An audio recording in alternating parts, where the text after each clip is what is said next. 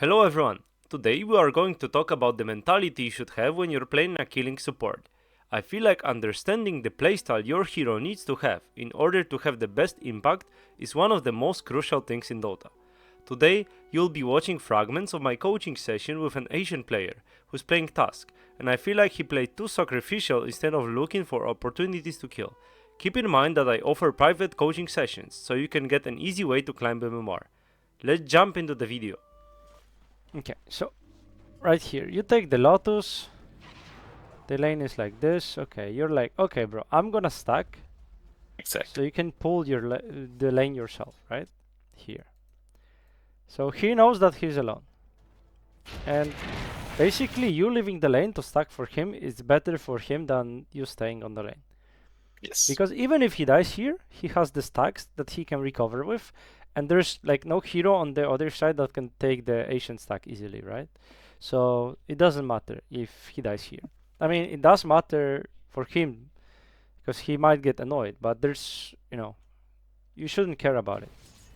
And here, you have the Windlace in the courier. I don't think you wait for the ring. I think you No. just get mana, right? And Yeah. when you get mana, let's imagine the courier is like coming over.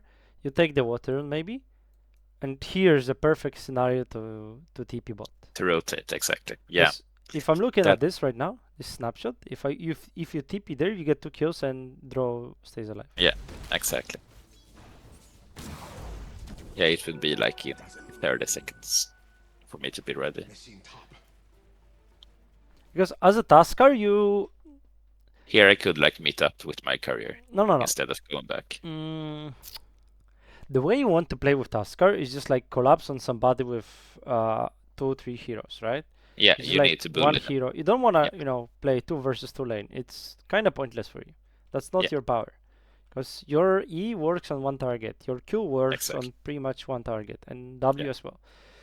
So, with a hero like Tusk, I said first 4 minutes, what you've done is textbook, basically. And I'm looking at this right now. Again, this is post game, 15 seconds after you took the water run, right? Yeah. You're coming to the top lane, your camera is here. You see the lane is pushing. Exactly. So there's no need for you to come here and just steal XP off your Sun King. And I see this here, up here, right? So let's imagine Yeah. you check this. Okay, the Bat Rider is low. Maybe I can TP here.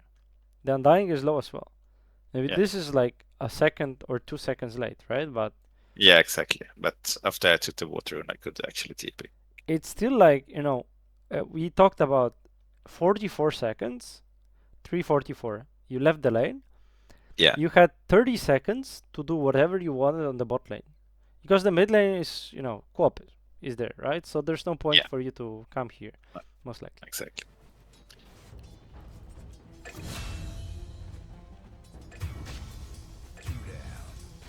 Yeah, this is time waste to go back to And be here. keep in mind that if you stack for the Sun King, right? It's kind of like you're investing in that lane already. So it's Yeah. like he gets extra than he is getting on the lane, which is great. So it's not like he needs your help even more. A hero like a Sand King or Earthshaker is like 2 heroes right now, I would say. Maybe there's a third one that I cannot think of right now. But hero like a Sand King really enjoys stacks and really enjoys to have a lane for themselves. And your presence doesn't change that much here, even if the lane is like in a bad place. Because the Sand King can, just go there. Axe is the third one, okay. Yeah. He can go there, grab the creeps, or just, do some aggro tricks, pull it back. And then after he gets kicked, he can go here, kill the 2 camps here, and then just go for the stacks. And he's like level 7 at 9 minutes after you left him. And you as a hero, so I like your hero choice for the lane, right? Because the Sand King is like a hero that usually you would rather have a go-in hero that just plays with Tuskar, but Sand King is one of the heroes that you can leave alone. But this means that if you play with a hero like a Sand King, that is self-sufficient, let's call it that way, Yeah. and you are playing a hero that is very good at rotating, you should be aiming to rotate. And Exactly. an easy thought here, right? So you cannot really TP to the mid lane. I mean, sorry, walk to the mid lane, even with boots, because she's a co-op, so she's gonna blink away. And Sky probably doesn't need help as well, because he's pressuring this guy a lot. Maybe you can do it as well, like, you know, you come to the mid lane and you tell Skyra, just kick him back, make him blink. Yeah, and they then stay back. Yeah, exactly. but you're pretty much investing into the lane. It's clear. It makes sense, right? Because it's your lane. You are supposed to play here, but you invest time into the lane that you're supposed to. The hero that is on the lane. Yeah, my hero could actually like rely more on bullying at the other lanes because Tusk is a good hero for that. That is one thing. But what I wanted to say is, this is the most self-sufficient hero on your team right now. It's a Sand King. So he's the most likely to be left alone and be fine. So I think you rotating away from him is a good thing. Especially as you stack for him, right? For 5 minutes, you invested a lot into this lane. You made him a lot of stacks that you're gonna get experience with. Now it would be great to recover. How does Tusk recover? He doesn't jungle, right? He doesn't hit creeps that well, especially on this lane. So you need to grab kills. And then, if you want to grab kills, you need to ask yourself, which is the lane that I'm most likely gonna get kills in? And right now, I would say that's mid lane, because you have Disruptor there, right? Yeah. I don't wanna see you spending time on this lane anymore. As a Tusker, you need to find a way. As a hero, a melee hero that wants to do things, right? And Tusker is like probably the best one, but it's also like, clockwork, right? You need to find a way. I actually play both of them a lot. So basically, you need to find a way to get kills. So every time you go into a game, you ask yourself, how do I get kills at certain point of the game? Which is usually by level 2.